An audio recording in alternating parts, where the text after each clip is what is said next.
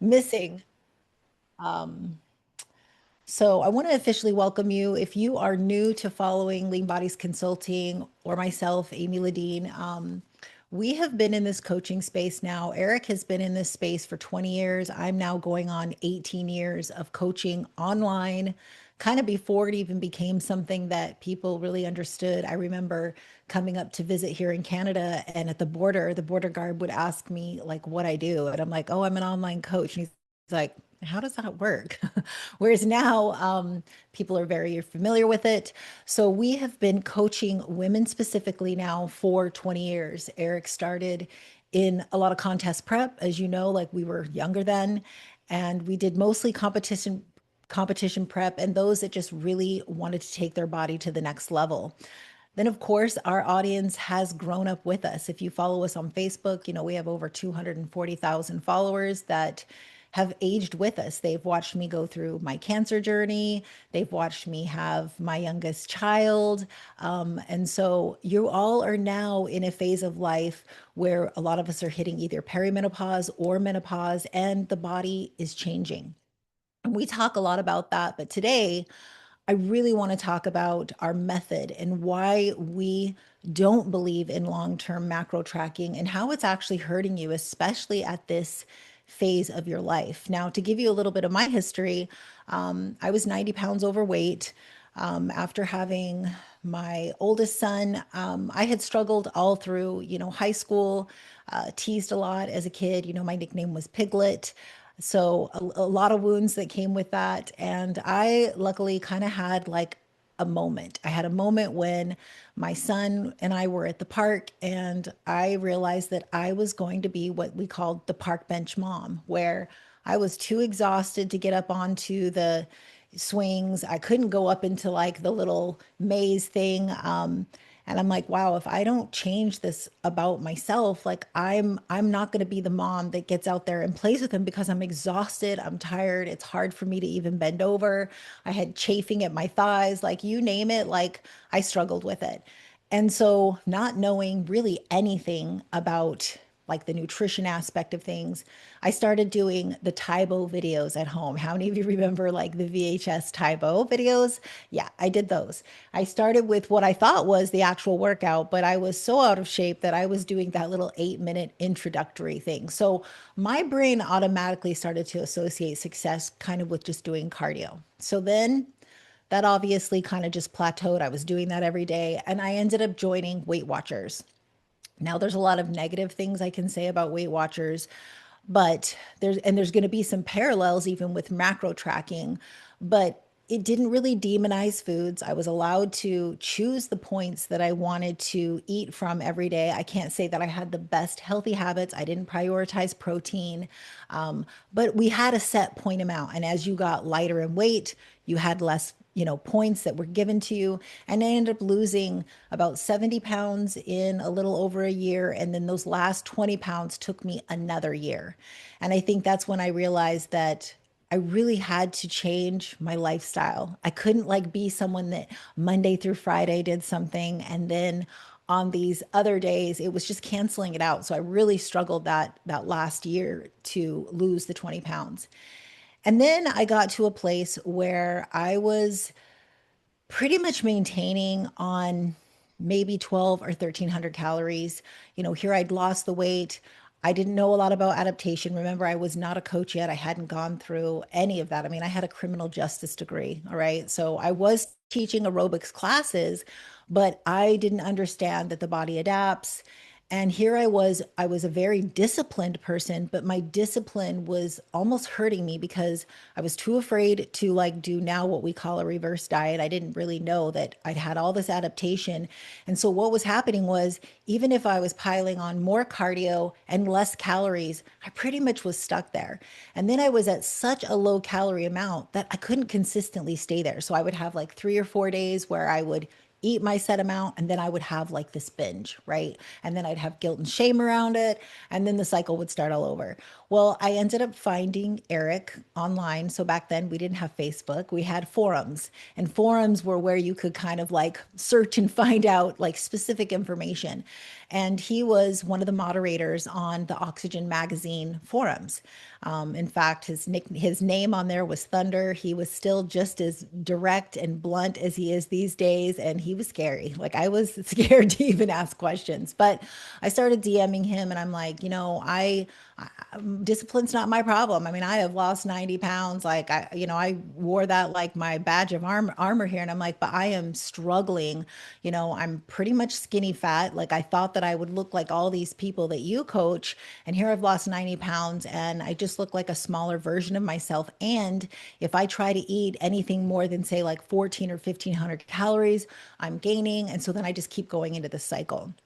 And so he introduced me one to a meal plan. And that was also a bit scary for me because I had come from, Weight Watchers where you got to choose what you were eating. And so through my journey with Eric, I actually created what we now call our food substitution calculator. Because I said to him, I'm like, listen, I come from a dieting history. I know you mostly work with competitors, but I need flexibility. This is just making me feel even more boxed in. And at that time, macro tracking really was not a big thing. So the food sub calculator really freed up my like just my food thoughts and my decision fatigue, and I loved it. And so I started a blog on Eric's website, and we started like building things like protein pancakes and things that people just hadn't really seen outside of the box. I mean, most competitors back then were just eating like chicken and rice and broccoli, right? So through that, we created the food sub calculator, and then macro tracking became like all the rage. And I remember Eric and I having discussions about the meal plans because we believe in creating a meal plan and then from there having that structured flexibility. And I'm going to teach you all about that. And, I'm seeing like this shiny red ball of people like macro tracking and like having Pop Tarts built in. And, so I started dabbling in macro tracking. Like we had back then, it wasn't MyFitnessPal, it was My Fit Day. And I had a My Fit Day account. And it would be like I'd eat my food and I'd go right into My Fit Day and calculate what I ate, see how much I had left for the day, and then the decisions would get going. What am I going to have for lunch today? Eat that while I'm eating it, track that again. Okay, now I've got like this much left. And the amount of food thoughts that I had during the season was exhausting. It was all I thought about. All I thought about was what was the next meal? What am I going to eat next? How many calories is it going to be? What are the macros for that? And I found that I started to have lower compliance. Even though I had all this flexibility, it was just it was just too much noise in my head. And now, and I'm going to teach you today with several different studies that I'll share, there is science behind the fact that macro tracking is stressful to your body. It does elevate your cortisol. It causes more stress, which at this phase in our life, especially if you're in perimenopause or menopause, this is it's going to show up by way of belly fat. You're going to see like now that you're having a redistribution of fat where, I get emails all the time. Eric gets emails like, I've never had, fat here before. My scale hasn't really necessarily changed, but this is what's going on. So now we have evolved. We still always follow a meal plan, but over the years, and we've always stayed evidence based, we follow the science, we follow the research studies that tell us that your macro breakdown actually doesn't matter. So you're going to see as I teach you our system and what you'll have access to, by the end of this call, how to create your own meal cards and stop worrying about your carbs and fats and see our simple method in doing it. So let me share my screen. That's not the right thing. This is. Okay. So you should see on my screen, meals over macros, how to lose fat without tracking every bite. Everybody see that? Okay. Sometimes I've made the mistake of showing something different. We're going to go through why tracking hurts. Okay. I'll probably spend, 15 to 20 minutes here because I want you to have conviction. I'm going to show you studies. I actually just recorded 3 different episodes for my podcast that are all on these really cool, amazing studies that hopefully, like I said, by the end of this call, you're going to go, okay, this is not, I got to stop doing the macro tracking. Then I'm going to talk about the meals over macros method. We're going to actually go through building a meal card together. I'm going to show you how to download your free meal plan, all of that. And then last, I'm going to teach you about our group coaching program. It's no secret that I'm always trying to get more ladies into our Look Like You Train. All right. So why tracking is working against you. So you might be someone that, you feel like you're doing everything right. So why is your body not responding? One thing is it's hard to be consistent with macro tracking. We might be, most ladies that I talk to, they're kind of either on or they're off, right? They're like burnout from doing it, but then they feel like they have to do it. So they go back to it. So the scale's not budging. The cravings are constant because they're constantly thinking about food. And they're not understanding that the problem isn't their effort. In fact, most ladies that macro track, like you've got a lot of effort put into this. Like you are a disciplined person, but it's the problem is the method itself. You know, Today, we're going to go exactly through why. I mean, like I said, 16 years ago, I was eating about 1,340 calories a day, weighing every almond, logging every bite, meal by meal. I was also 14 pounds heavier. I mean, I am the leanest that I have been by putting in the least amount of effort. Like when my friends come to visit or like people that I get to know closely locally are so shocked that I don't have a lot of like this obsessive behaviors around it. Like they're like, oh my gosh, to look that way, you must spend so much time, planning your meals and stuff. And that's just not the case at all. So you're going to see by the end of this that you can also have this same method in your life. So I don't want to diss macro tracking. Okay. So some people are really defensive of their Chronometer account or their MyFitnessPal. Like there is a season where this is very, very important. Everyone at some point must be weighing and measuring their food. You have to have awareness to portions. So if you're someone that's never done that, you're going to learn that even through our system, you will go through a phase where you have to weigh and measure your food so that you actually know what you're eating. I mean, awareness is key. You got to have a structured starting point. You got to know how much you're eating. And then of course the accountability with that, having that data, seeing what you're eating on average. Okay, I'm eating an average of 125 grams of protein. Like the macro tracking is is a fantastic tool, but it was never meant to be a forever tool. Okay, it's meant to be a learning phase. But when you're like still logging your meals 5 years later, you have become dependent on an app to tell you whether you're allowed to feel okay about what you just ate. Okay. We start to, again, that food noise gets really, loud. And what it's costing you is the constant mental bandwidth. I mean, I cannot begin to tell you how much I was always thinking about food, which didn't free up all the time now that I have to think about my future goals, to think about my family, all of the fun things that I want to be thinking about. I will show you how it elevates cortisol. There are actual research studies around this. It gives us food and anxiety guilt. We start to label things good or bad based on that tracking. And then, of course, like I said, the decision fatigue, like it's every single day, right? Because and then the dependency on like, oh my gosh, I got to go track this to then validate what I'm doing. And so it's why it's no wonder so many ladies are like, I don't even know what I should be eating because I don't even know what I'm allowed to have. Okay. So we're going to go through that. I'm going to share a couple studies, and these are really fascinating studies. So the first one is the milkshake study. Okay. This was one milkshake that was 380 calories. And this is a really, really fascinating study. Group one was told that it was a 620 calorie treat, okay, an indulgent treat. Group two was told that it was a light 140 calorie treat, okay. Here was the crazy thing. They measured, okay, so you've got two hormones, your ghrelin and leptin. Ghrelin is your hunger hormone, leptin is your satiety hormone. And they studied these in relation to when they were eating. And so they measured that after these people drank the shake. And the group that believed that they drank the indulgent shake, their ghrelin, their hunger hormone, dropped significantly after they drank that. Okay. Whereas the group that was told that it was a light shake, their ghrelin barely moved, still in waiting mode for food. Same food, different belief, different body responses.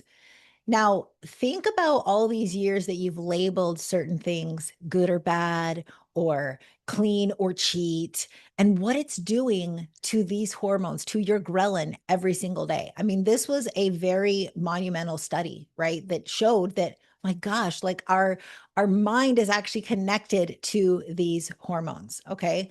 So when you log a meal and immediately feel like it isn't enough or you feel guilty about it, your body hears that and it has an effect on those hormones, okay? So just really be thinking about that. I mean, I found this one, like I said, I have a whole podcast that I'm doing on it. It's a 30-minute podcast just on the milkshake study, going really into detail of why it's so important how we talk to ourselves about our food, how we don't label things good or bad, um, because it does have an effect. Now, another study that we did was it was a cortisol study that the University of San Diego did, where they took 121 women into four groups. Okay. They had one group that did restrict only. Okay. So they were calorie deficit only. They had one group that was track only. So they just had to track their food. They had one that restrict and track. And then we had the one group that did neither. Okay. Now, restricting calories alone, they showed that raised their cortisol output. So they were actually stressed. Their body was getting physically stressed from just the thought of restriction. Okay. The tracking only increased their stress. Whoops, I got to let someone in here. People are still coming in. Of course, you probably guessed it, with restricting and tracking, it increased both their cortisol and their stress hormones. And then those that had neither, they were normal. Now, I remember a study a few years ago where it was a competitor that she was actually a psychologist, and she found it fascinating that even if she didn't indulge in the dinner out with her friends, the next day her scale would be up like 1 to 3 pounds from inflammation, from cortisol, from actual stress. Even though she didn't even partake in the food, her body had a physiological response to that. So, really, I just want to share these more than anything so that you start to understand that these types of the daily tracking of these things is stressing your body out more. And since we don't have as much buffer during this phase of our life, it's going to show up by way of belly fat. It just is, because now your cortisol is elevated, your stress buffer is, thinner at this point. And so this promotes that belly fat storage. It increases your cravings. And it's not just increase your cravings, period. It's on high calorie foods. You're not alone, or you're not like, something's not wrong with you when you are like, why is it that when I'm stressed, I'm craving, high calorie, palatable foods? There's research on that. You're wanting like the snacky carbs and crackers and chips and things like that. You're not craving broccoli or a piece of fruit. Okay. This is research. This is like published research. And it's why like chronic tracking stress, has a long-term effect on you. It's documented, and it's just really worth taking seriously. Okay. Even if you love your MyFitnessPal or you love your Chronometer. Okay. The next study and this one just came out. This is like a really recent one. It just dropped maybe 4 weeks ago, I believe, where they took 112 adults. 85% of them were women, logged over 105,000 food entries, so food meals in real time. And what they measured was two things: dietary repetition, how often they ate the same meals, and calorie stability. Okay, so you don't have one day up here, one day down there, how much their daily calorie swung day to day. Well, the high repetition group lost 5.9% of body weight.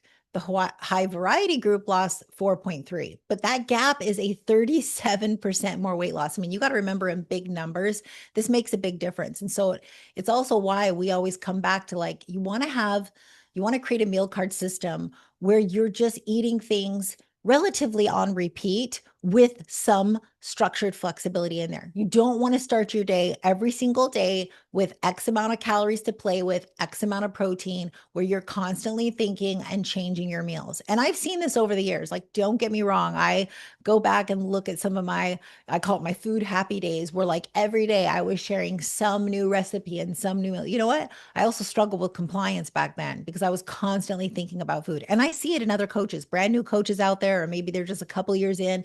I see that they entice people in by, here's my meals I ate this week. And then you go save that. And then the next week you go, and next thing you know, you have like 25 things, too much decision fatigue, too many things to choose from. So this study just showed and basically validated what competitors already knew all along, which is that, you know what, you pick like 3 to 5 things for that week, rotate through them, rinse and repeat, maybe pick a couple the next week, because it wasn't about eating less. It's about the decision fatigue around it. By the time you get to dinner, you've already made like 85 other decisions, whether it be like how to get home from work, answering a question for someone else. Like this isn't even just food related. And so this is also why I always say, listen, you can wake up in the morning and someone can show you a plate of cupcakes and you are not even tempted by it, right? You're like, nope, I'm on my plan. By 10 p.m., that same plate of cupcakes becomes extremely tempting. And that is because of this decision fatigue. All right. I mean, the lead researcher in this was just saying, like, listen, creating routines around it may reduce the burden to make it feel, more automatic and less chaotic. Okay. And then the last one, and I love this one too, is the forbidden fruit study. It's the forbidden fruit effect, the what the hell effect, which I just talked about on one of my podcasts, and then the guilt loop. Um, to study, I think this is, Pollavy and Herman. Okay, so researchers Pollavy and Herman, they have spent decades on this, whether it be restrained eating, whether you label food good or bad, off limits, on limits, and they have proven time and time again that when you label foods as off limits, it makes you think about it more, not less. And this is one of the things I did love about macro tracking, because if it fit in your macros, you could have it. So a lot of these people that had been demonizing their food were no longer demonizing it, right? So that was one positive thing. But some of the stuff around it, restrained eaters are more reactive to food smells, more distracted on food cues, significantly more likely to keep eating once they start, because it's a now or never urgency around that forbidden food. I mean, how many of you have been guilty of that? That you're like, okay, well, I had one cookie, and since I've already demonized this as bad, I might as well just get the rest, wash my hands of it and have all these so I can get it out of my system. I mean, I used to say that every single Sunday night before starting on like start strong on Monday, right? Like because I had demonized those foods. Then, then there's the what the hell effect. You're on a plan and you break what you have considered a rule, maybe one bite of cake at a birthday party, and then something shifts. Well, I've already messed up. And like they say, they call it the what the hell effect. One bite becomes the whole piece, then the bag of chips. This isn't weakness. It's a predictable psychological response to rigid food eating, period. Like tons and tons of research. I mean, like I said, these guys have spent over 25 years just researching restrained eating and what it does to us. And then the guilt makes it worse. A Dutch study found that women who associated chocolate cake with guilt actually reported less successful weight control over time, not more, because guilt keeps cortisol elevated, guilt reinforces the cycle. You cannot at that point willpower your way out of a hormonal and psychological pattern that just, that restriction created in the first place. It's why if I have a client right off the bat that's telling me like, oh, I don't know if I can have that because that's one of my bad foods, I build it in. Like I'll say, you know what, for the next few weeks, I want you to have this in your meal plan. I need you to start to see that this is not a forbidden food and that you can start to take away the guilt from eating that. Okay. So now that you have a few studies, and hopefully that's at least shown you a little bit of why you don't want to continue to track this way, I'm going to show you what the meals over macros method actually looks like in real time. Okay. So with this, it's not a whatever you eat. It's not ignoring nutrition. I don't want people to think that. It's a system that gives your body predictability that it's asking for. So not only do you have consistent calories during the day, we lock in consistent calories at each meal. So once you set your meals, for example, I'm at maintenance right now, so I'm eating 2,400 calories a day. So I have 5 meals a day. 4 of them are 500-calorie meal cards, and one of them is 400 calories. I never change that. I don't like one day have a 200-calorie breakfast and then a 600-calorie breakfast. I am locked in. And then what I do from there is I start building those meal cards. Okay. So you're going to see that over time, you're matching your calories and protein. You're building some structure in with it that lives within those numbers. Okay. And then you no longer have to go to MyFitnessPal. I mean, we initially you'll probably need to do some things in the food substitution calculator that I'll share with you, but now you've got calorie predictability and consistent meal calorie predictability. And the body, especially ghrelin and leptin, they love this.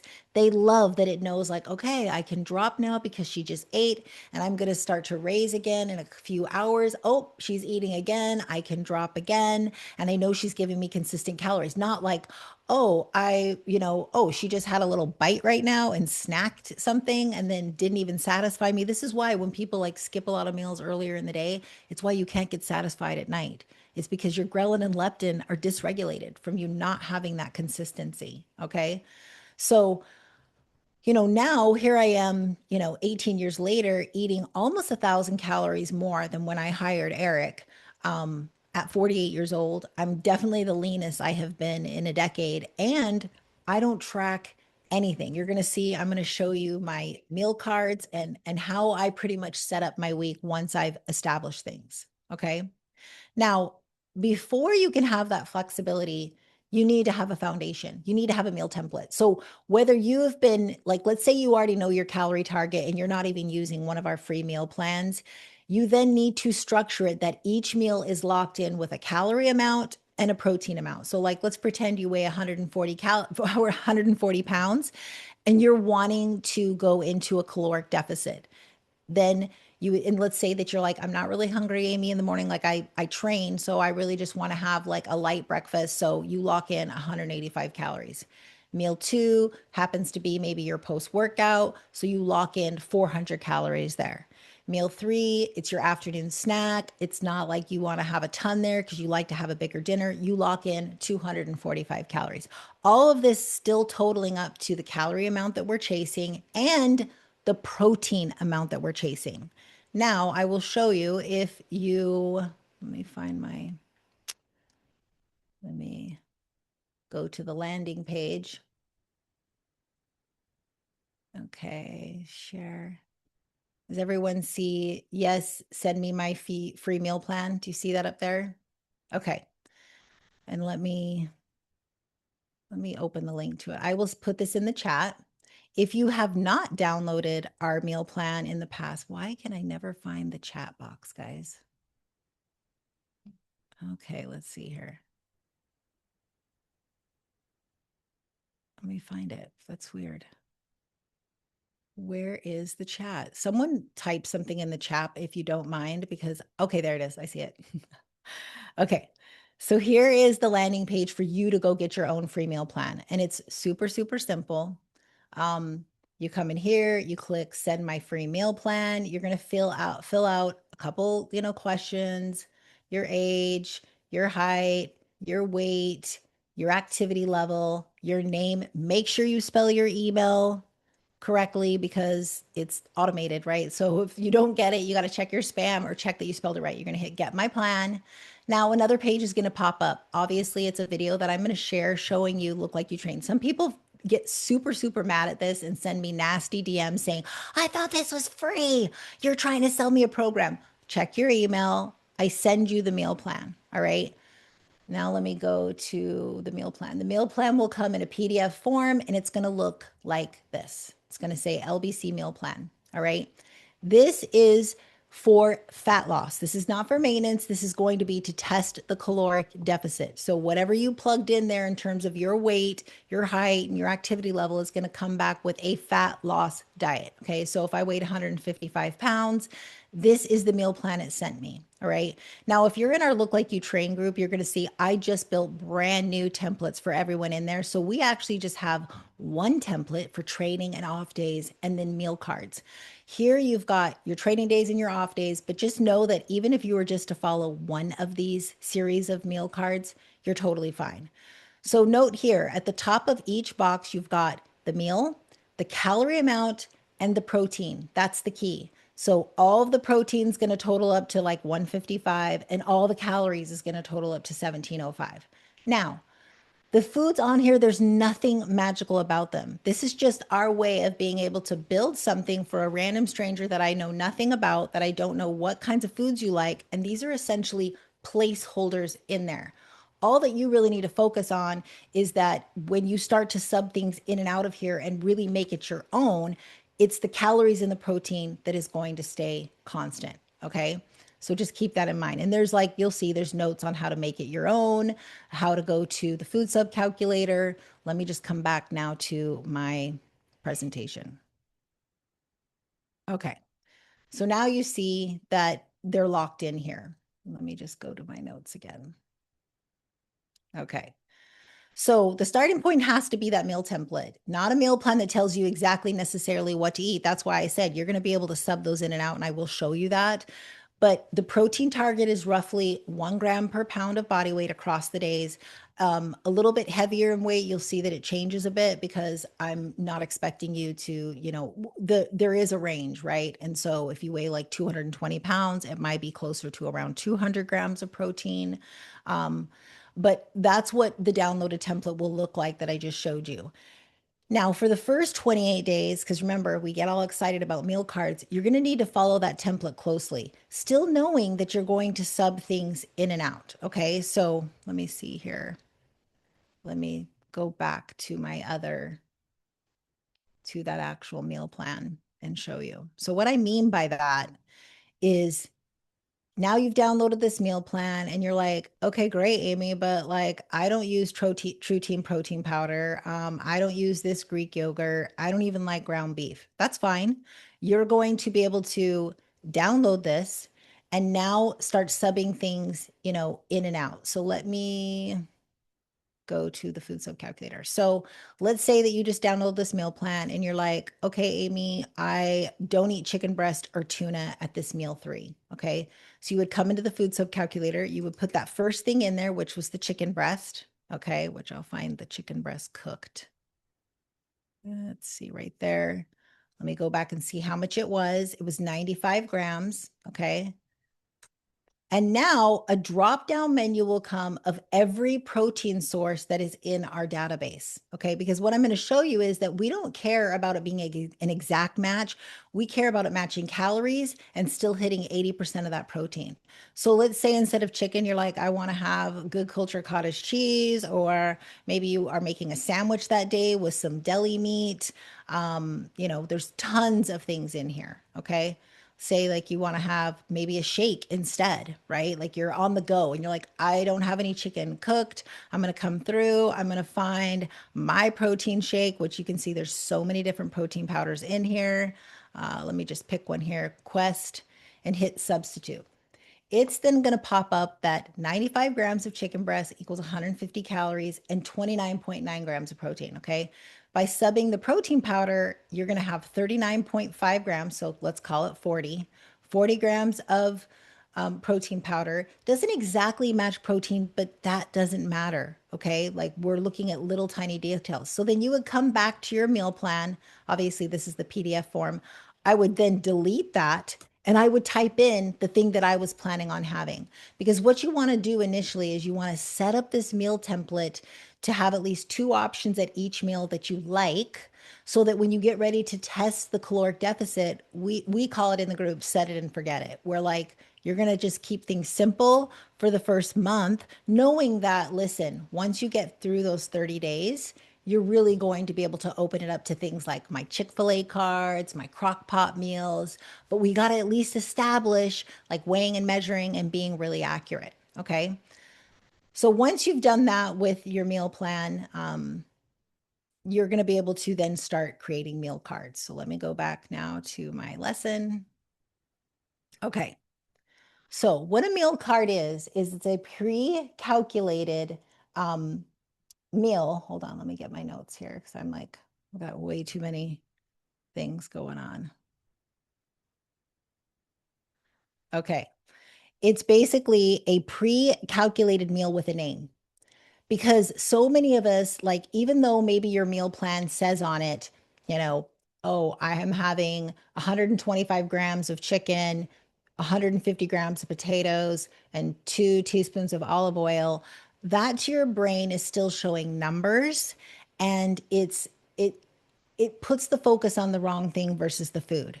So what we encourage you to do is take those meals and actually put them on meal cards. Okay. And you can do this in your phone. You could do it, like some people have like a whole database of them in a Google Doc. I am old fashioned. I love cookbooks. I love going into my kitchen and getting things. So essentially, what I did was I took all those meals. So, for example, my cheesy steak and potatoes is it says 112 grams of top sirloin, 187 grams of russet potatoes, and 39 grams of cheddar cheese. But what my brain sees when I'm going through my database to do my meal planning for the week is it says cheesy steak and potatoes. I'm no longer focusing on the numbers. I know it still matches my 500 calories for my meals and it hits my protein. Okay. So you essentially come through and you do that with everything. So, like this one was, let's call it ground beef, potatoes, shredded cheese, a tablespoon of sour cream. Like if it's a recipe, I put the whole recipe on there. And then I make sure at the bottom that it has my calorie amount and my protein amount. And I build a set of these cards for each meal slot. Okay. I just happen to have 4 meals at 500 calories. So I've built so many 500-calorie meal cards that then I can just go through and pick and choose. But for some clients, they might have a couple 300-calorie meals. One thing you will notice on the free meal plan that you can download is every single meal plan at least has one 400-calorie meal card, because I wanted then for you to have access to our database so that you can immediately plug in a 400-calorie meal just to experience it. Okay. And eventually you'll have like 5 to 8 different options per slot, but you're going to start with having two and build them over time. Okay. Now there's just a couple rules to that. Is one, that the calories need to be within 5. So like if your meal slot calls for like the 500, you can build a card as long as it's from 495 to 505. It's fair game. And the protein, and this is the key, has to be at 80% or above. So what that means, and let me just, I know I've been sharing back and forth screens here, but with the meal plan, that means, am I sharing the right? Yeah, I'm sharing the meal plan, right? When you see this here, and you can use like Chat GPT, you can figure it out yourself. You can say, what's 80% of 25 grams of protein? And that tells you that's your floor, meaning, so for example, on this one, meal one, I would have to stay 280 to 290 with no less than 20 grams of protein because I'd still want to hit 80% of that. Okay. And so this is why we set these meal plans at 1 gram per pound, because the research actually says that you really don't need to have 1 gram. It's about, I think it's like 73, 63%. So this gives you some buffer room so that if you were to take my meal plan and sub every single one at 80%, you're still hitting the protein amount that I want you to. Okay. And it just allows for you to have more of that flexibility. Okay. So back to my presentation here. Okay. And then that's it. That you don't track the fat, you don't track the carbs, you no longer need to do that. The research shows that your macro composition beyond protein does not significantly affect fat loss outcomes. In fact, like we know now that going low carb or keto is actually hurting you during this perimenopause and menopause phase. So we don't want you like eliminating food groups altogether, or fearing having carbs. What you want to start to do is build cards around the things that you like, because if you like your food, you're more likely to stick to it. Okay. One of the things that we do in our family is, we just do like basic old meal planning. Let me just move I've got so many windows up here. Sorry. Um, let's see here. Sorry, guys. How do I get the box of our pictures? I can never find the chat. So if you're in the chat, I'm going to have to come back to it and look at it. So then you start to just plan out your week's meals. So what that looks like for me, for example, is we have a good old handy dandy, you know, dry erase board. Okay. Now, because my cards are because I have them in my little, box here, my recipe box, I let my kids go through and they pick out the things each week. So like this week we have, well, we do pizza every Sunday. So pizza has been every Sunday for 15 years. We don't make homemade pizza. We order out. It's always because of football. So pizza stays on there. Monday night, they chose Mexican street corn chicken chili. Tuesday night, burgers on English muffins. Wednesday night is Big Mac tacos. Thursday is cheesy steak and potatoes. Friday is breakfast sandwiches. Saturday is pulled pork nachos. And then you'll see here, we homeschool our children. So we put an option here for lunch rotation because our kids, we bulk prep like beef and chicken and we have them in the fridge. And then we put these up here to remind them these are the things that you can be rotating this week: tuna wraps, chicken salad sandwiches, my grinder salad, cottage cheese bowls, or a Big Mac bowl. All of these are on meal cards. So they essentially open up my box every Sunday and I tell the kids, what do you want to have? So if you don't have kids at home, you get to do this. You get to come through and go, okay, here's my stack of cards. Okay, I want to have burgers. Now, on the front of my card, I have the actual recipe for my burgers that I've got 93% ground beef seasoned with soy sauce and Worcestershire. We use the 130 calorie English muffins. This is also, I put the details on here so that if my kids are going to help us with dinner or Eric's going to help with dinner, he's got the details. Now on the back, it's got my actual details to match my calories. So I have the option of a 400 and a 500 calorie meal card because remember, I told you I've got 4 meals that are 500 and one that's 400. So then it tells me exactly what to have. For my 400 calorie meal card, I'm going to have 108 grams of raw beef, one slice of cheese, one serving of the bacon and onion combo, which I have details on the front, and one English muffin. If it's a 500 calorie meal, I do the same exact sandwich and beef, but I add 100 calories of air fried French fries and I have the amount there. That's how simple that is. My next one, my Mexican street corn chicken chili. Now, this is kind of the advantage of being in our Look Like You Train group is I then take certain recipes that I find, like I love this lady on TikTok, her name's Michaela. So I will take those once a week and I will create a new one for our group. So like I went through a phase, I think in December where I was obsessed with my crock pot meals because it was cold. I wanted stuff that I could just do in the morning. So I would take the time to weigh out everything because that's the hard thing about soups and crock pot dishes is we don't really know what we're getting. So I do the work for you. So on the front, again, the whole recipe: 5 chicken breasts, 2 cups of chicken broth, all 1 can of corn, 1 can of cream corn, 1 can of white kidney beans, all that stuff. And on the back is the exact amount that I can have. If I want it to be a 400 calorie meal, I'm having 250 grams of the soup plus 125 grams of potatoes or sticky rice because I like to have it in my bowl, and 17 grams of cheese. If it's a 500 calorie meal, I've got all the details on there as to what I'm going to have. All right. Then another one, Big Mac tacos. Again, my kids see what they see at the top is just Big Mac tacos. They don't even need to worry about the details. Those are the details I have worked out ahead of time. Okay.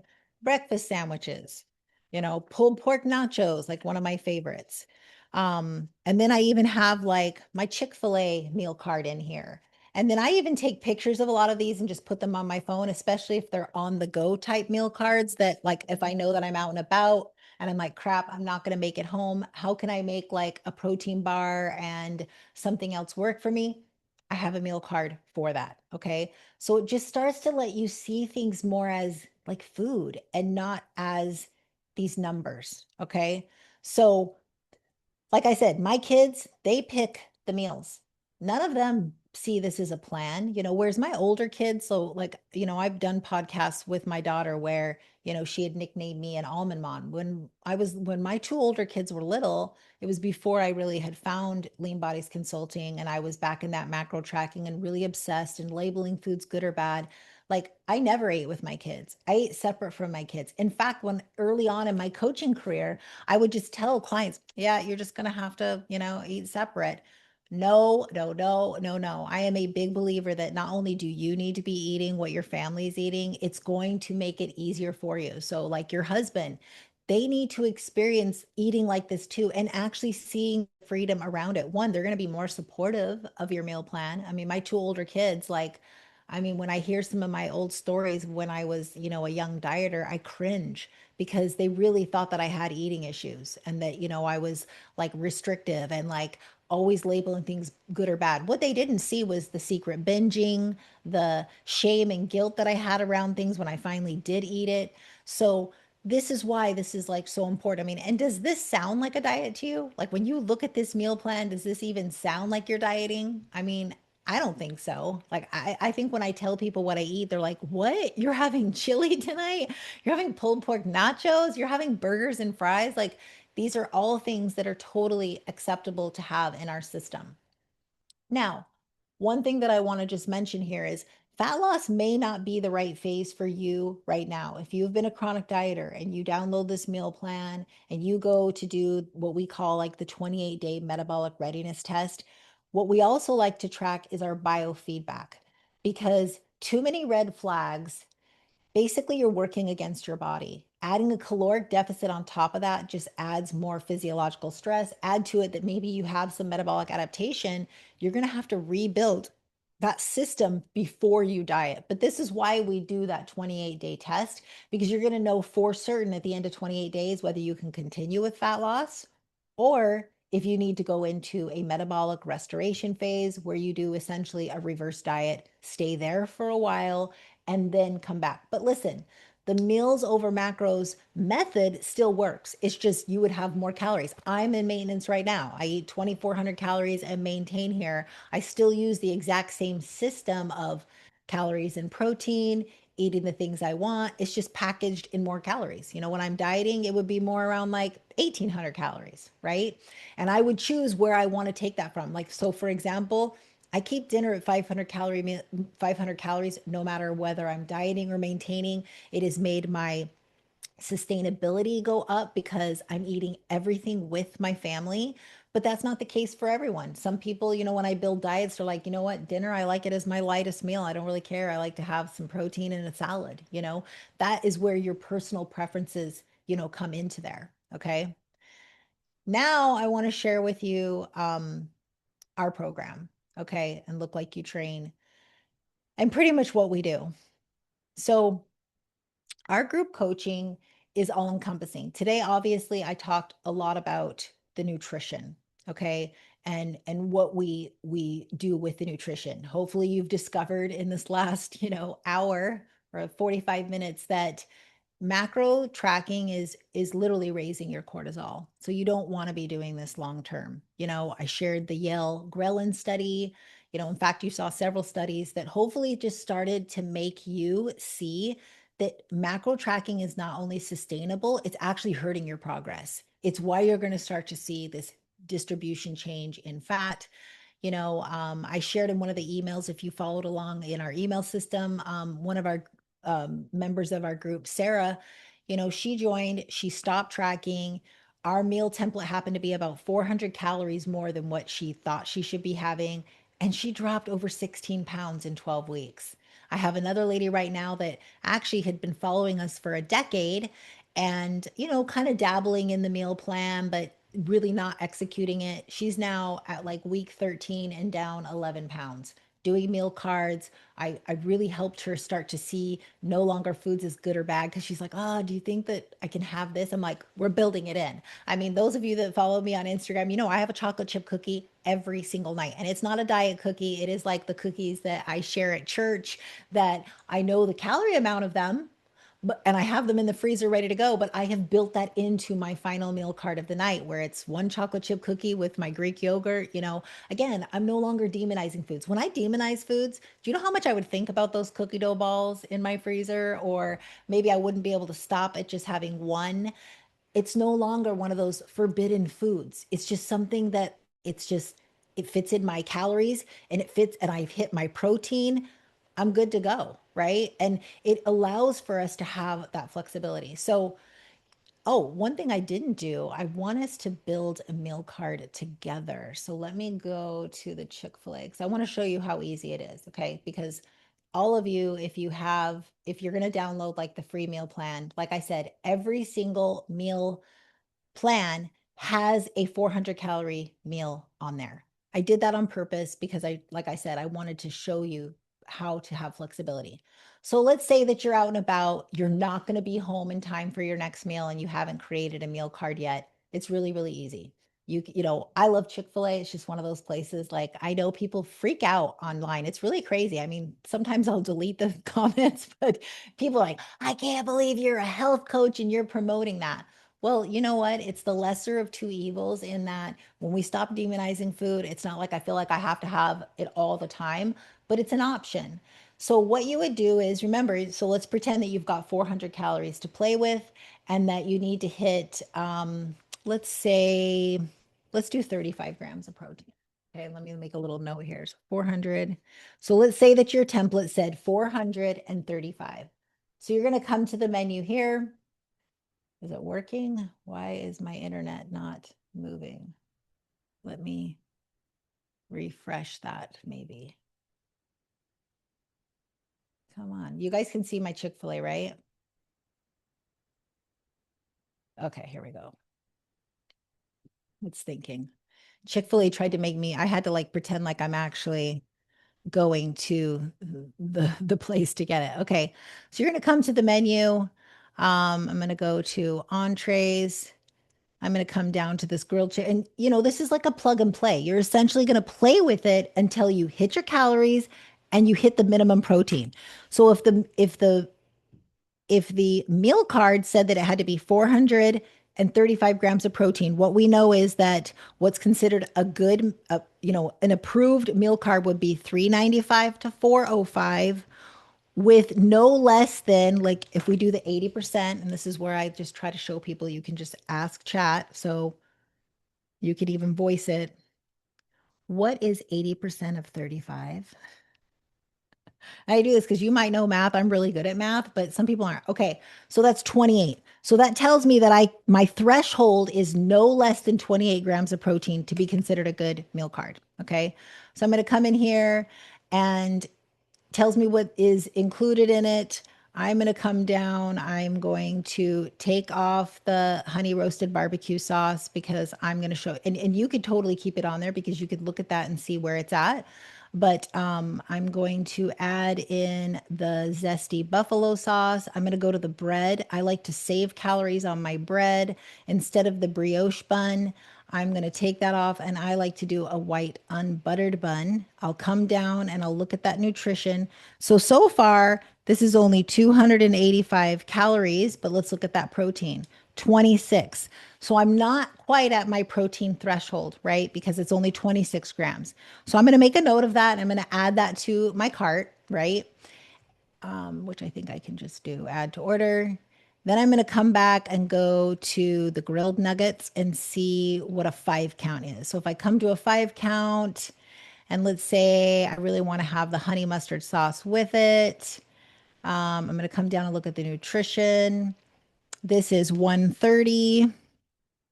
So let's do the math. So that's 415. So we're a little bit too high. We know we're going to hit the protein now because this is 16 grams added. So I'm going to come back up. I might take off the honey mustard, right? Because again, we're just kind of playing with it. Or maybe you'll even tell yourself, okay, I'm just going to have half of that. And we would adjust that. But I'll just come, let's see what the ketchup. Ketchup, I think that's still too high, but I want to check it. 115. No, that's actually just right. So we had 285 for the sandwich. Now we have 115 for the nuggets with ketchup to equal a total of 400 calories. And I mean, 26 plus 16, we've got like 40 grams of protein. Okay. And then the third step, and this is the final step that people forget, is write it down on a card. The problem is people start putting these in their head for the one time they go, and then they don't have a solution for the next time. Write it down so that next time you want to have a 400-calorie meal card, you're going to go get a grilled chicken sandwich on a white unbuttered bun with the what sauce did I say? I think it was the buffalo sauce. I'm also going to be able to have a 5 count nuggets with a package of the ketchup. Okay. And now you have your meal card. All right. Does that make sense? Was that pretty easy? Hopefully. Okay. Back to my back to sharing this screen. Okay. So now that I taught you, hopefully, to see like how it is to make a meal card, you've built one of those. Um, Let me move that. And I will check, I promise I'll check for questions. So we cover everything, like I said, in the group. Um, it's not just the nutrition, although I always truly believe that your nutrition is one of the biggest components of fat loss success. But in our Look Like You Train, I've showed you today like the what and the why, but Look Like You Train gives you the how already built. So, like I said, we have new templates in there. Everyone has access to my database. So, I have a database of 350 calorie meal cards, 400 calorie meal cards, 500 calorie meal cards that they can just go in and have access to. In Look Like You Train, we have structured programming. This is like training that every single week Eric does weekly updates to it. We have video demos of everything that you're doing so you're not lost, you're not like confused on what to do. We also do walkthroughs of those exercises. So a walkthrough would be like a 5-minute video where Eric is like really taking you through from the setup to the execution versus like in our app for the training, you'll see like a 15-second video of me doing like a seated shoulder press. We take it even further by really showing you that training is a sport that you want to get good at while you're in the gym, right? It's not a matter of just exercising. You're actually building muscle, which is super, super important at this age. This is no longer about vanity, right? Maybe in my 30s, it was because I wanted to look hot. But as you're getting older, this is because you want to live a life of longevity. I mean, muscle is medicine. It helps regulate blood sugar. I mean, those of you that have followed my journey with my cancer, my doctors truly believe that one of the reasons I am still here is because of the way that I eat and the way that I train.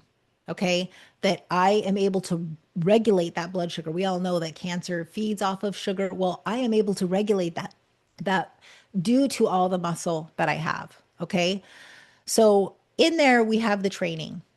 You've already seen the nutrition piece. We also have the mindset piece, and this is a big one. And I'm going to just share my our school. Okay, let me see. So inside of our program, so everyone gets access to what we call the classroom here.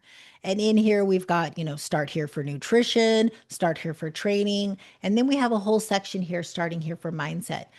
If you've followed along or followed me, I've done daily agreement cards for years where it's all about teaching you how to keep small promises. I teach you how to create a health character. And then our biggest course in here is called Rewired 60.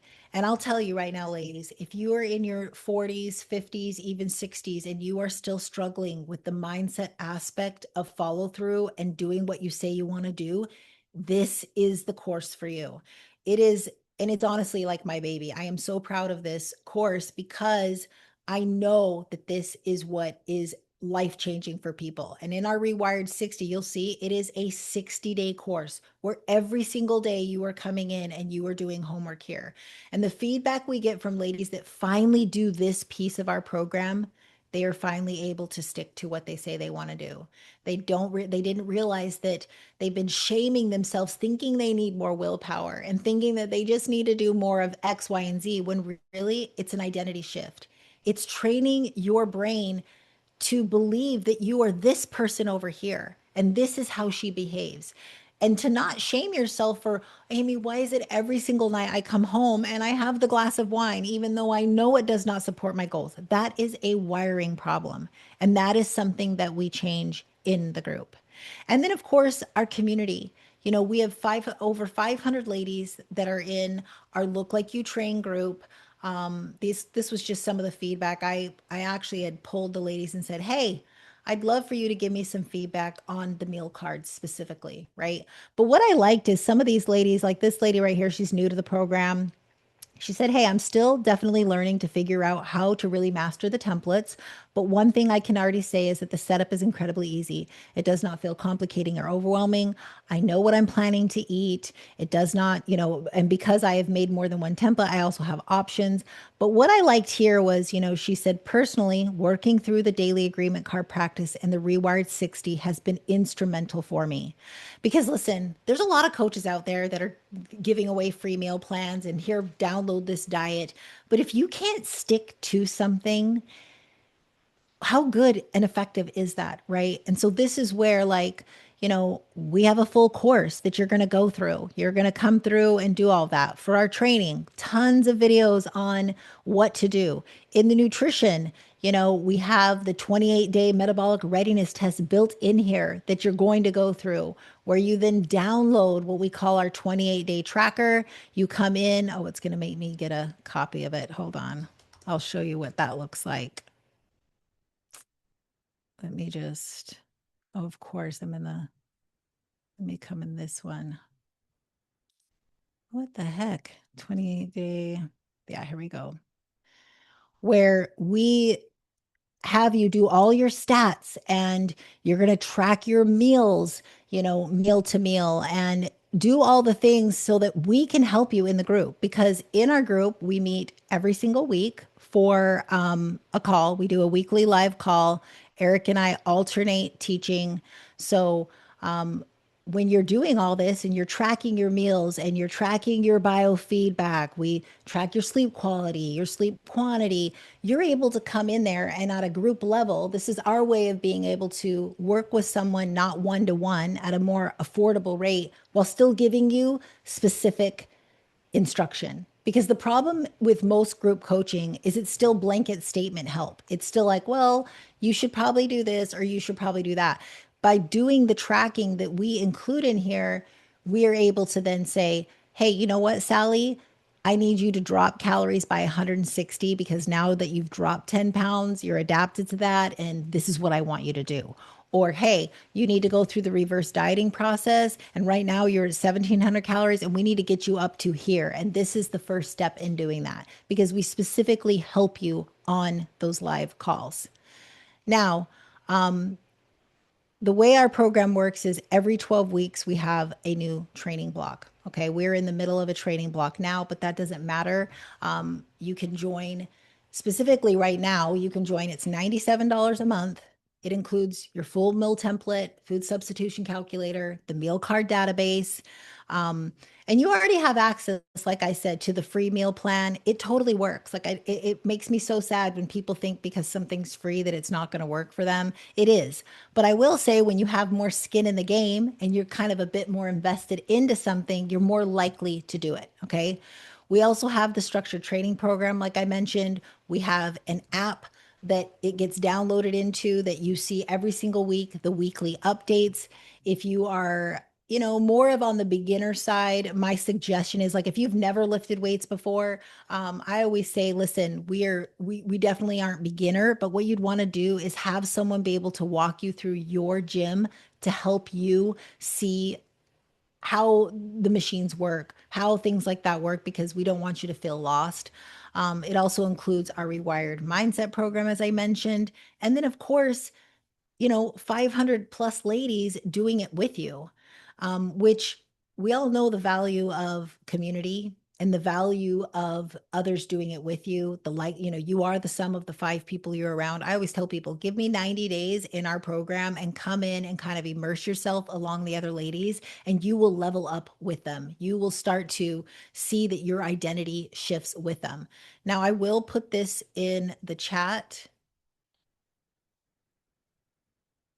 Um, right now, like I said, our next official enrollment is not until June.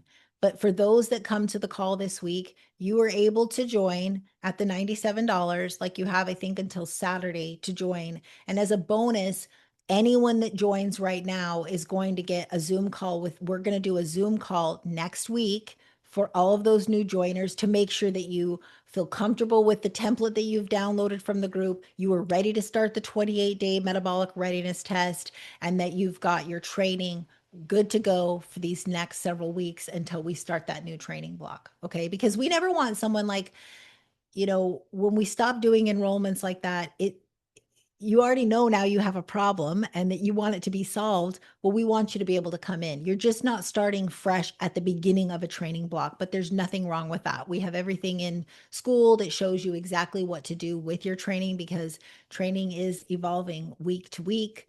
And we give you the instructions for that. So this will be the only time that enrollment is open until that next cohort, which is like June 1st. Okay. So you'll get a training program that's fully programmed for you, not boot camp calorie stuff, like burning stuff. It's you either choose a 3-day or a 4-day track. We have a video that even takes you through like our onboarding system is super simplified. I actually just redid it a couple months ago where I'm like, I want this to be as easy as possible for someone. You're going to watch a video that explains like our 3-day and our 4-day track, which one to choose based on what Eric talks about. Like if you're someone that is not having a lot of recovery, then 3 days of training is going to be more for you. We don't do any HIIT metabolic circuits. We walk daily. I walk daily. It is like medicine for your body.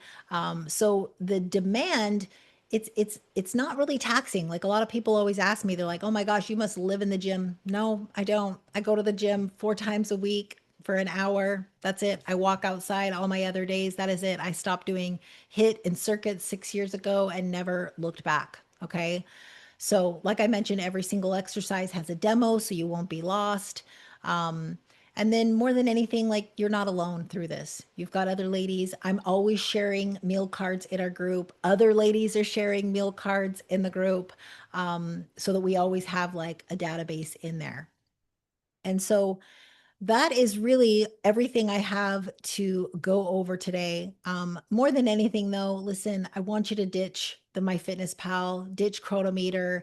Start, even if you have a meal plan that you've been following and it's not ours, take that meal plan, lock in your numbers at each meal, and start building meal cards off of that. Following that same structure, like as long as it hits, 80% and it hits your protein. Okay. Questions though, let me come back in here. Okay. Which is better, non-fat Greek yogurt, full fat?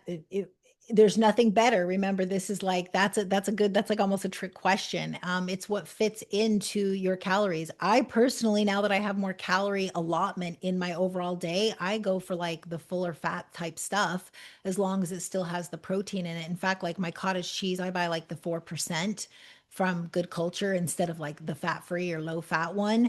But both are fine, and both of them we have all of them in our database. You would just be, picking them based on that. All right. Our pizza parlor is not a chain. How do you create a meal card? So those are when you would be estimating, right? You would use something like Chronometer to say, I am going to have a slice of pizza with these toppings on it. What does that look like? You'll also see that we actually call some of those meals out of routine. And for out of routine meals, we have a different structure to that because we don't expect you to always be 100% on plan. Like I do a date night every single Friday night. What I do instead of following even a template or a meal card is I create food rules, which are behavior based. And I just did a podcast all on this where it talks, in fact, I think it's last week's episode. I will even link it right now because it is a must listen to, where I show you the different tools that our clients in the group follow. I see Anne, you're on the call right now. Anne was going to go on a vacation, but she got sick. But prior to getting ready to go on her vacation, we had her create some rules and guardrails for the trip where she was allowing herself to have 2 glasses of wine at her dinner on a couple of the nights and like all of these parameters because we're really teaching you to build up your promise keeping and your personal integrity, that you do what you say you're going to do, that you're not going to be 100% on a plan. Like on pizza a day, yes, I know that 2 pieces of pizza is roughly about 600 calories. So I usually combine my calories from 2 meal cards on that day, but I still keep my meal structure. And we teach all of that in the group. Like we teach that you don't want to skip meals altogether. Like what I do instead is I keep the protein. Like let's say that I'm combining meals 4 and 5. So meal four, I will still eat the protein from that meal so that I don't dysregulate my ghrelin or leptin. Because when you skip meals, it's why you are ravenous at that next meal. So I'll have that protein there, and then I take the rest of those calories and I use it towards the pizza. Okay. And then I make sure that I'm getting my protein in. Let's see. So we have a meal card set geared towards breakfast, lunch, dinner, and then if we do 5 meals a day, the two additional meals, correct? Yes. So that would be like your snack meals. I don't like to call them snacks because even the brain sees that as different. I just call it 5 meals. They just happen to be a little bit less calories. So your verbiage matters, and you're going to see on the podcast that I shared about this, like even calling something off plan is not good for your brain. We call it out of routine. Okay. You're either on plan or you're out of routine. And in your out of routine, it starts to make you pause and go, okay, well, how does my best self show up for this?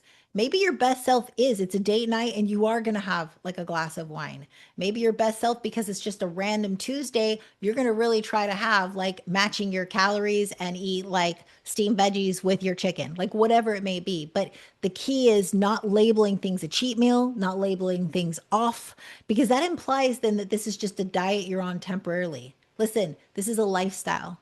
And you're going to have all the meals that you eat in your regular routine of your life, and you are going to have those out of routine ones. Okay.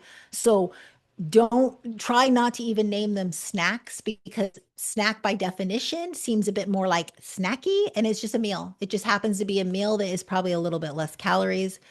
Let me get that podcast. Let's see if it will. Yeah, the podcast that I did last week is called Restaurants, Travel, and Parties. Finally, a strategy that works for it. Let me see if it will let me copy the link into here. Okay. That is the episode to go listen to. I give you all the different tools in my toolbox that I teach clients because there is no one size fits all. Some people, I'll have them create food rules. Sometimes, if it's like a 5 day trip, you're doing what I call a food, it's a contract with yourself. That's a lot of behaviors. I'm going to walk every day. Remember, you're trying to anchor your best self, your health character. And what does she look like? Does she walk every day? Does she drink lots of water? Like, you don't want to be the person that I was 15 years ago, that the moment I went on vacation, I didn't even look remotely a version of the dieter Amy. It was like, just who the heck am I, right?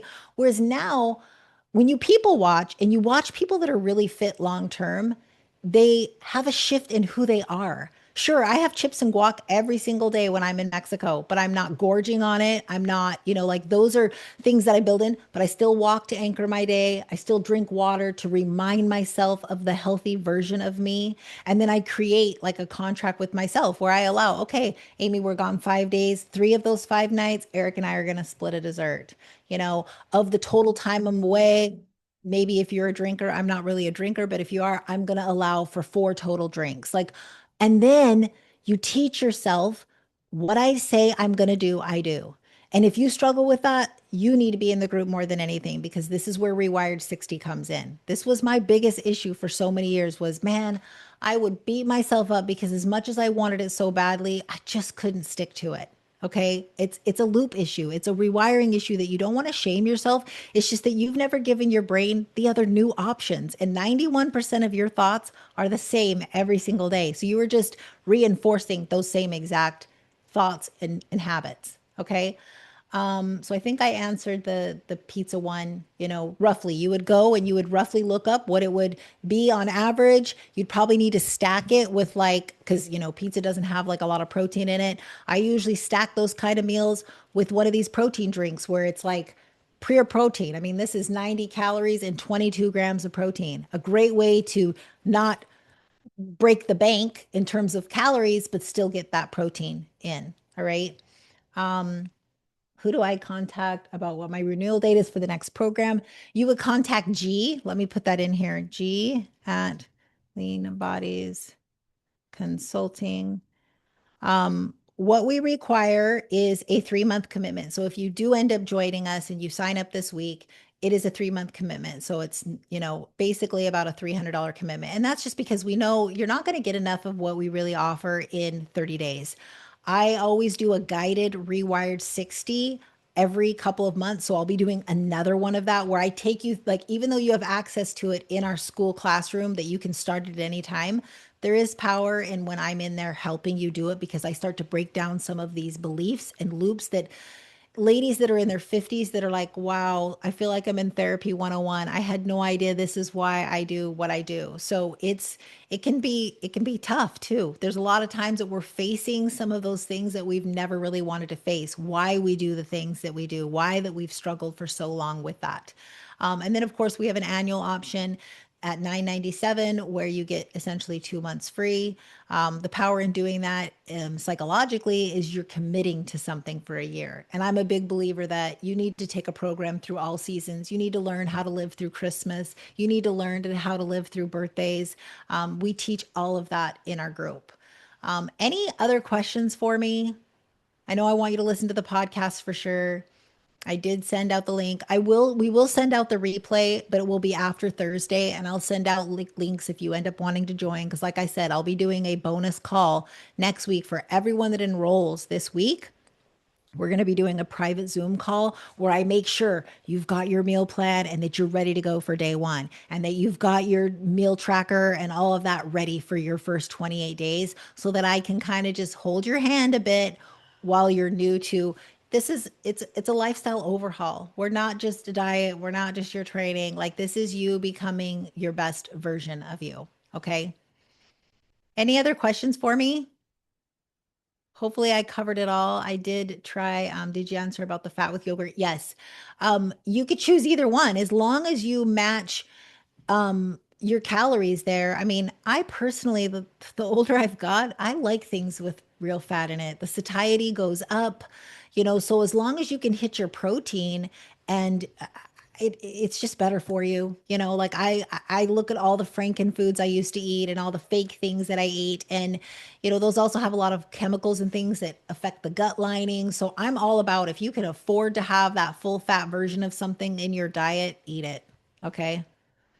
And then any other questions, you can always is look like you train still focused on one muscle group predominantly. No, we only one time a year do what we call a focus on glutes and shoulders. That's our December round. And that's just because ladies love glutes and shoulders.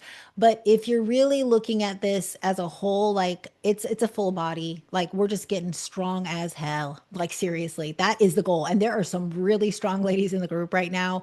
If you follow me on Instagram, I'm really even trying to share some of mine just to kind of dispel like the beliefs around like what we're capable of. I mean, I've got a client that's 59. She's had both hips replaced. Okay. And she's squatting like 150 pounds. Like, we've got to get over these beliefs that like only special snowflakes can do those things. A lot of it is mental. A lot of it is pre-selecting your weights. It's like treating it like a sport. And so you'll see people in our group that share, we do free video demo reviews. Eric, if you want to post your video, if you're shy, you can always send it to him privately, and he will review your exercise and say, okay, you need to be doing this. What I love about the group is I love to see everybody else, because it shows me immediately even what I can be working on. Because just like any other sport, this is not a sport you ever master and you're just like perfect at. You are constantly getting better at it. And the better you get at it, the stronger you are, the firmer you are. I mean, I never thought at 48 that I would be someone that I'm actually still peaking. Like I said to Eric, I'm like, I got a good 5 more years before I'm even going to peak. And that is shocking to me, because that is with me on chemotherapy. And I just really try to prove to people that like so much of this is here, and having other people around you that really are cheering you on and believing in you. That's what our group's about. I would say our average female in there is probably around 55. So I'm more on the young side, although we would love to see some of you young ladies come in. But we've got ladies that are really proving to me. I mean, my client that's 59, I'm like, girl, you are goals for me, because I am now realizing like what is possible for me in 11 years from now. Okay. So, just continue to follow us on Facebook. If you're still on the fence, you can always reach out to me. I'll send you back either a Loom video or an email just to kind of answer any questions. And anything else. Yeah, 62 and still learning. I love it. I'm telling you, you ladies really, really inspire me, because and I always encourage you, start finding proof of what's possible. I purposely follow no one that's younger than me. Why would I? I'm following people that are older that are showing me what is possible so that my brain starts to believe for something. I do the same thing with my cancer. I'm always looking for long term survivors that are like living these crazy, thriving lives so that my brain has that hope. So that's the same for you. So it's never too late. It's never too late. Okay. You are, I mean, if anything, I'm sure you guys have seen that lady. She's like close to 80. She's been on the cover of magazines. I can't think of her name right now. She's got the white hair, but she didn't start strength training till she was 70 years old. Like we are not, it's not too late. I tell my parents all the time, like I went and visited them last year and built them like I bought them Ninja Creamies and air fryers. And I said, okay, I'm going to teach you how to make some protein ice cream at night. I'm going to show you how to make your fries a little bit less, calorically dense because you're never too late to have like what you want to have. And especially for us ladies, we live the last 20 of our years actually in more health issues than men. So I don't want to be that person. Look around at nursing homes, look around. It's primarily females, and it's because we lose that muscle. We don't have the mobility that we once had. And it all comes back to these things: eating enough protein, getting in the strength training as not as an option, as like it is a prescription. All right. Have a great one. If you came in late and you want to come to the Thursday session, you can. It's the same length. I will see you on Thursday. Otherwise, take care and have a wonderful Tuesday.